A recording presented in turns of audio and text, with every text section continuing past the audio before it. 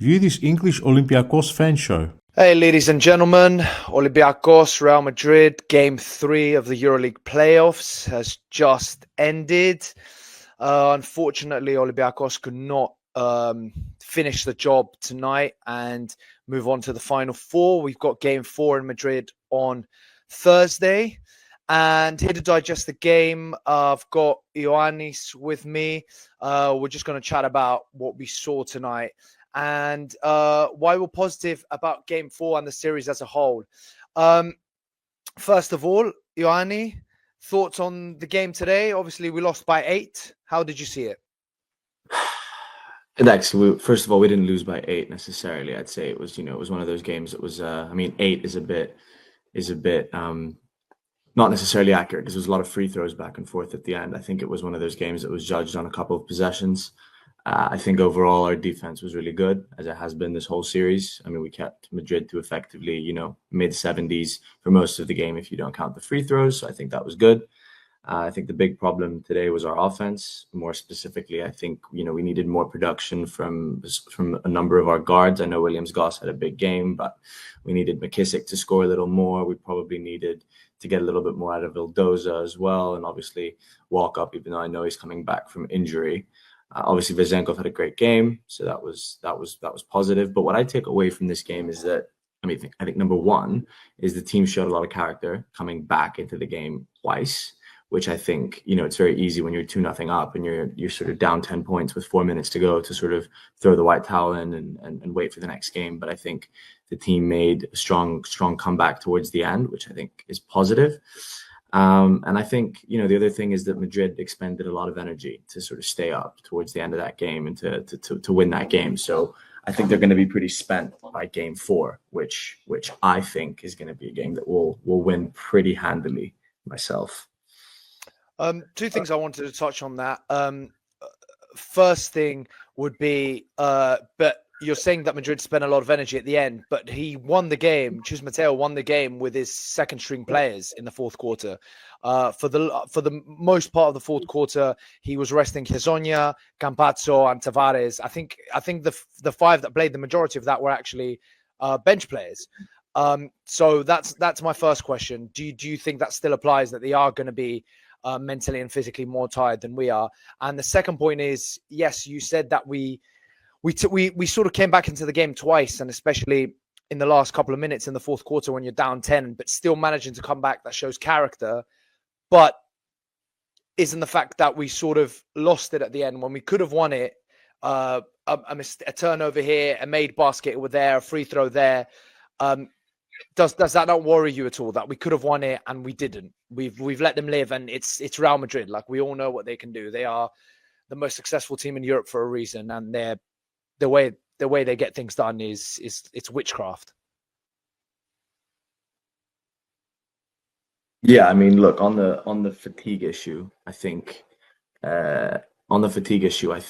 ultimately, no matter who's on the floor, those players matter. Feliz matters because he's Campazzo's main backup, right? Garuba, all these players, they matter because Real doesn't have a very deep roster. So ultimately, really pushing for that comeback and playing the kind of aggressive defense they did for the entirety of that fourth quarter. And, honestly, even in the third quarter as well, that's hard to do as a basketball team. And it's the type of thing that shows. Like, you see teams that make big comebacks on Game 1.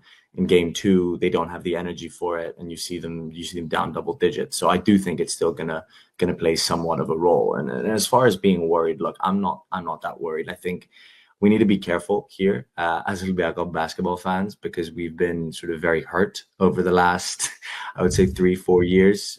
Buzzer beaters here and there, losses here and there. Our biggest rivals winning last year. I think that has just led to this huge ball of pressure on all of our shoulders, and including the teams as well.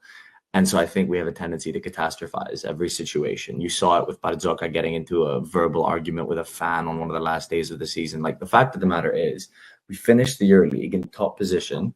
We beat Real Madrid twice at home, and we have now 2 more chances to beat them to qualify for the Final Four.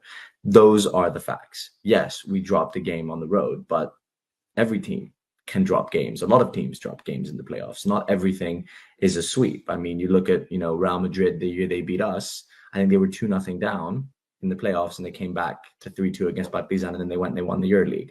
You look up Panathinaikos last year, they dropped game one at home.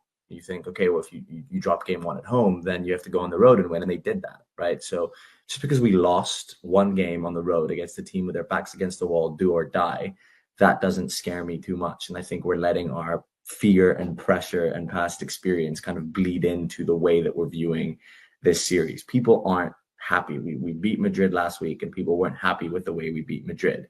We beat all these teams throughout the regular season. People were still not necessarily happy with the way we were playing. Ultimately, though, we finished first. We beat Madrid in the first two games. It is what it is. Right now, we have two chances to go to the Final Four. They're up with their backs against the wall. I'm very confident, and I think it's a fallacy to look at past years and sort of project the fear from those years onto this team, because that just leads to pressure on everyone's shoulders, and it leads to mistakes, it leads to turnovers, it leads to a lot of things on the floor that we don't necessarily want to see. So the fans just need to get behind the team. Things happen, you lose games, you can't win every game. It's just the way it is, really. That's something that I don't think is just an Olympiacos trait. Unfortunately, that's a Greek people trait. When it comes down to sport, we tend to sort of exaggerate everything and catastrophize everything, and see, unfortunately, the worst in the teams that we support. Right. With that in mind, then, what do we need to do on Thursday to win the game? Because for me, the big difference, I know that I haven't seen any of the three games from start to finish. I've watched bits of all three games. Today was the game that I've watched the most, because I watched it from the second quarter, from parts of the second quarter onwards. And the big difference for me today compared to the other games was Madrid's defense. It was clear they were playing as if someone had a gun to their heads. It was do or die, as you said. It's the most intense game of basketball I've seen them play in a very long time. It was brilliant defense. It was like watching in the mirror. This is the sort of defense that Olympiacos plays. They were very, very physical. They were very intense. They were chasing us everywhere. They were like a pack of dogs. And okay, you're saying that maybe on Thursday they won't have that intensity, because it was physically and mentally so draining for them to do it today for such large parts of the game. Now, what can we do to make sure that, A, if they do that, we break it, and B, everything that we did in game 1 and 2 correctly, we still managed to do away in Spain on Thursday? I think it's a couple things. I think in this game, what happened was, especially from the third quarter onwards, is just offensively wise, we were kind of one-dimensional in our offense. And by that, I mean, we were looking for this one specific action, which was we were essentially trying to force a switch onto Vezenkov and then feed Vezenkov in the post every single time, because they were switching on off-ball screens. So what was happening was you would have an off-ball screen action. Actually, sometimes it was even on-ball between Vezenkov and a guard. And then what would happen is somebody like Gyul or Feliz would switch on to Vezenkov. And so then what you would have... Or Campazzo. Or Campazzo, right? who is very, very physical for someone who's about 4'2". He's a exactly, very physical guard. And so what you were looking for, it felt like the only thing they were really looking for was going to Vezenkov in the post almost every offense. But the problem was that they were fronting him, meaning they were playing in front of Vezenkov. So they weren't letting Vezenkov receive the ball in the post.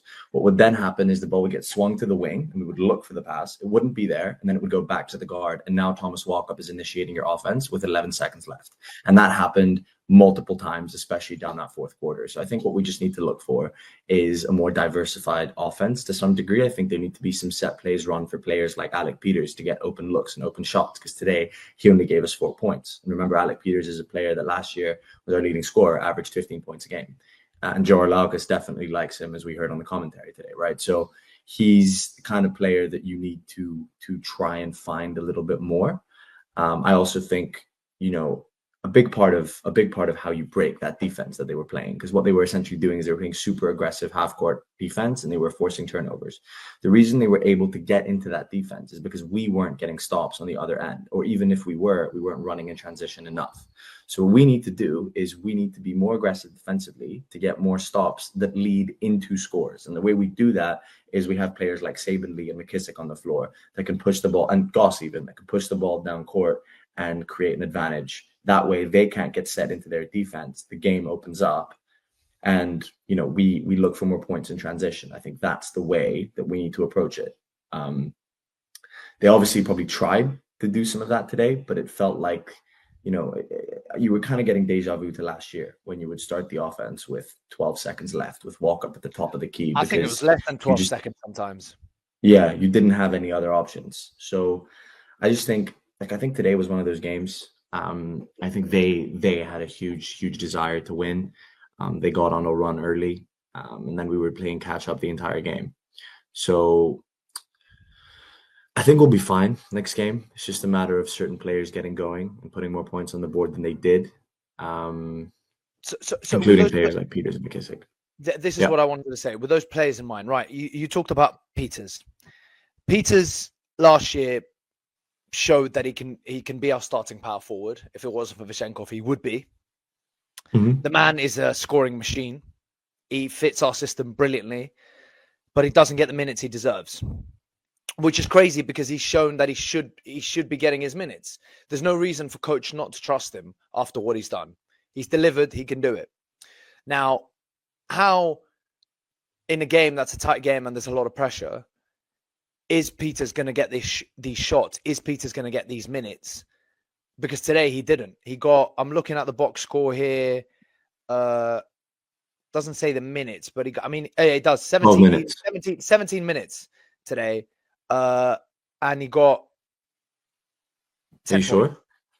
Am I looking at the right game? I am looking at the Yeah, right you're game. I think you're looking at the other game. 12 minutes, 43 seconds, got 3 points. I am looking at the wrong game. I was thinking to myself, 17 minutes for Peters. That's crazy. Wait. Let me get the right game up. Yeah, I was looking at game one. Right. Because this is because when I was watching it, I was like, Peters needs to be playing and he's not playing enough. Olympiacos. Yeah. Wow. That's a big difference. 12 minutes instead of 17 and 3 points instead of 10. Holy Christ. Okay. So Peters is one. You mentioned McKissick, who everyone knows is my favorite player, and has just been in bad form the last, I'd say, 2 month and a half. Has not been the McKissick that we've known. Today, 10 minutes, 0 points. Papanikolaou, 15 minutes, 2 points. 15 minutes and 2 points it's inexcusable to have that amount. Wow. Mustafa Fall, 0 points in 13 minutes. How do we get these guys to offer something? Like Milutinov, 4 points in 17 minutes. Milutinov was an X factor in the first 2 games. How do we switch that and make sure that because without Fournier on the court today, it seemed like we had less options, which is weird because usually if you have your star players on, then they hog the ball. You think with Vishenkov and Fournier on, the others wouldn't have as much of a chance. But today, Fournier wasn't there, but it was just William Scholes that stepped up. Yeah, so I think first of all, on the Peters minutes point, it's hard, right? Because he plays the same position as Vishenkov, and Vishenkov played 34 minutes today. Okay, so all of a sudden, that's only 6 minutes that can go to Peters at his natural position, which means that you would need to play, and Vishenkov should be playing 34 minutes. In fact, he should probably be playing more in a closeout game like this. So that means that, okay, you've got 6 minutes that you can give to Peters today, and then you need to find more minutes from another spot. Usually during the season, Peters would play at the 5 when we had injuries. But guess what? We don't have any injuries at that position anymore. We have Milutinov, Fall, and we have Wright. And also, it would be criminal to play Peters in this rotation as a 5 against Tavares, against, Ibaka, against Garuba, against these big players. You can't do that. So then the question becomes, okay, well, Peters, how many minutes can we get Peters at the 3 alongside Vishenkov, playing as a small forward? That kind of depends. It depends on the game. I think, today, the way it worked out with those final rotations, obviously you had to give Williams Goss a lot of minutes because he went off in the first half. So then really you're left with, 2 positions, really, the 2 and the 3, where you kind of have to give minutes to, when Walkup was playing, because you wanted Walkup to play as a safe pair of hands as well. That was the one. So basically, you needed to share those minutes between Vildoza, Lee, who had a great game, Papanikolaou, McKissick, Peters, Larizagi, who didn't play. There's a lot of players from the 1 to the 3 that could have played, right? So I think what he went for in the fourth quarter was he went for Walkup, Goss, and or Vildoza and Lee together, those three playing for the one Ioannis, surely in a game where you're struggling on offense, and it's clear everyone said that offense is our biggest problem today, that's what hurt us most of all. Surely you want your best scorer on, even if it's in a unnatural position, even if you have to have him at the 3 and you're sacrificing one of the others that you just mentioned. You're playing Williams, Goss, Walk Up, and Peters. You have to find a way to have your best scorer on the court. You just have but you're sacrificing defense, because that 3 also then has to guard Musa or Hezonja. Or Hezonja. Yeah, but I mean, it's not like we kept them to 65 points and lost 65-64. We still conceded 80 points. I know that some of them were at the end, but our defense wasn't exactly a 10 out of 10.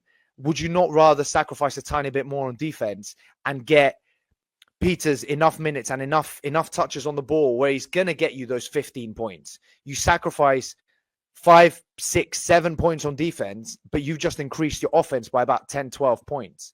Because but are you going to take out Saban Lee? Are you going to take out Saban Lee, who had 11 points and 4? No, but I'm not saying. But Saban Lee played 17 minutes. I think Vildoza, for example, had a really poor game.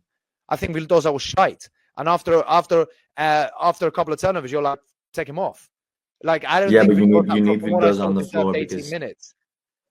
You need Vildoza on the floor because he's one of very few players that know how to guard Campazzo very well. He did it in the final against Real Madrid last year for Panathinaikos. He did that for a few possessions for them, and he's done it for us this year as well. Vildoza is. But Campazzo wasn't the problem today. Everyone else was. So because Vildoza played 19 minutes and guarded him. Is that the reason why? Campazzo had a good game? Is that the reason why you think Campazzo didn't have a good game, because Vildoza guarded him? Do you think? I didn't notice that. I didn't notice that they were playing at the same time. Obviously, I'm just a fan. I'm not the coach. So I don't see things like that. But I don't think that when you have a player like Campazzo not performing, but everyone else seems to be doing really, really well, then surely maybe you sacrifice the player that you've got that you think is going to be defending him and give those minutes to someone else. It's just I'm playing devil's advocate here, because whatever we say, you can never be right? We have too many good players, and there's just not enough spots and not enough minutes for everyone. It's just I get annoyed when our best offensive player isn't on the court for longer than he is, or when he is on the court doesn't get enough touches of the ball. Vezenkov has an incredible game. He had a great game, and he's had a great season, and he's an MVP caliber player for a reason. But sometimes I don't mind that ball going to Peters. 100%, but it's not going to be for Vildoza. Vildoza is a primary ball handler. You've got 3 players that are primary ball handlers on this team that can bring the ball down as point guards. Those are Walkup, Goss, and Vildoza. You've also got those are also the players that are guarding Campazzo on defense and can guard Campazzo on defense, right? So these are the 3 players that you need to have on the court. It's not fair to compare Vildoza to Peters. The player that Peters probably should have taken minutes from today was McKissick. That was somebody who played 11 minutes, missed all of his shots, was a -6 on PIR. Our only player that was a minus on PIR. McKissick can have great games, and I love McKissick, don't get me wrong. But McKissick and Papanikolaou combined played 25 minutes, and they gave you 2 points and I think 3 rebounds total. Right? I fully agree. Fully agree. So you take some of those minutes away. Maybe Papanikolaou plays 10 and McKissick plays 5. All of a sudden now you've got 10 extra minutes to give to Peters. He's playing 23 minutes in the game, right? So that's probably what you need to do. That being said, Papanikolaou and McKissick are both, for Barzoka, a safe pair of hands, right? They know his system inside out. They know exactly what to do, and their defense is better than Peters's. And their defense is better than Peters's, exactly.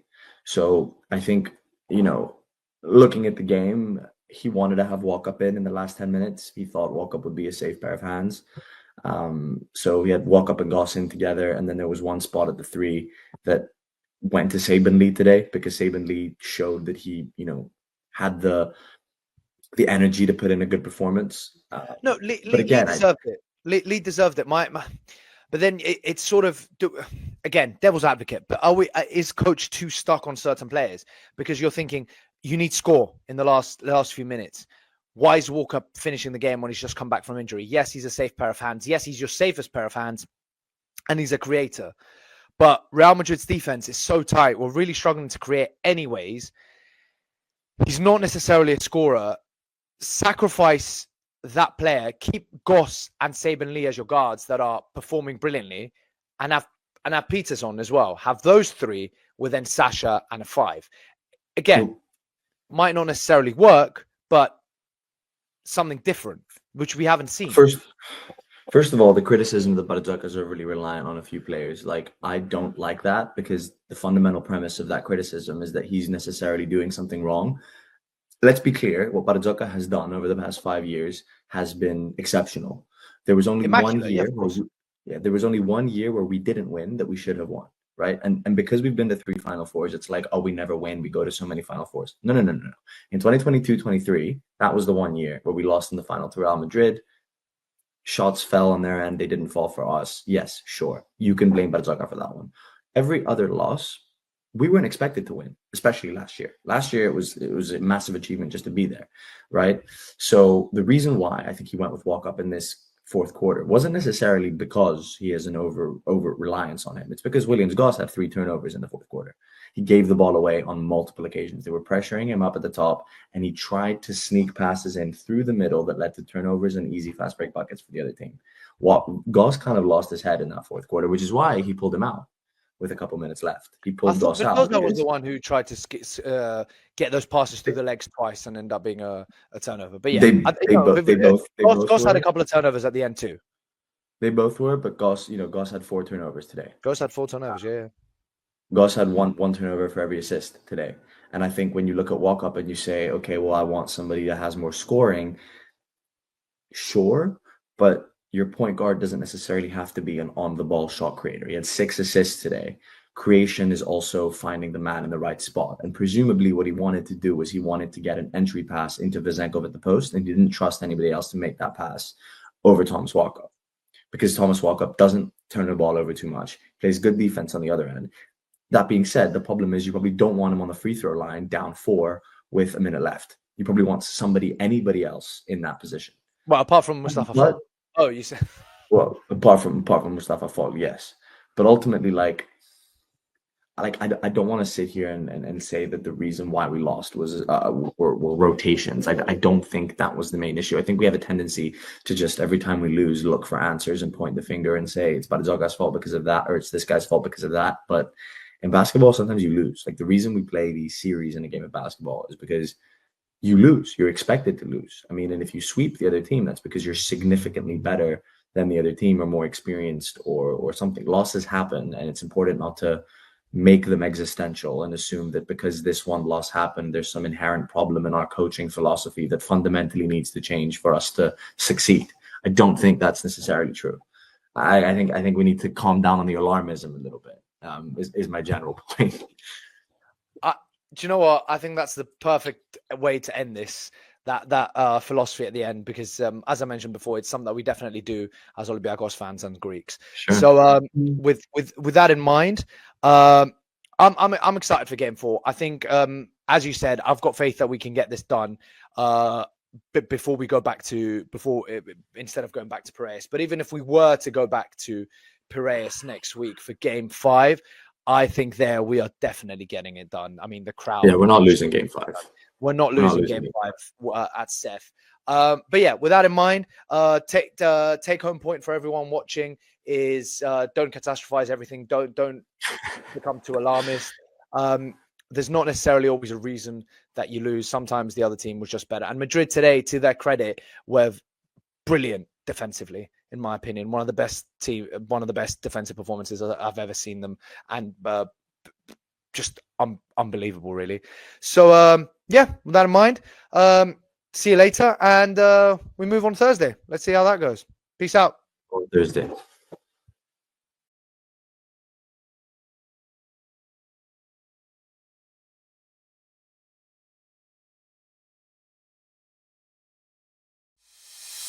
Olympiacos Melbourne would like to thank these sponsors for their support. Try us now with a free session or support any of our sponsors on our website and get 4 free sessions.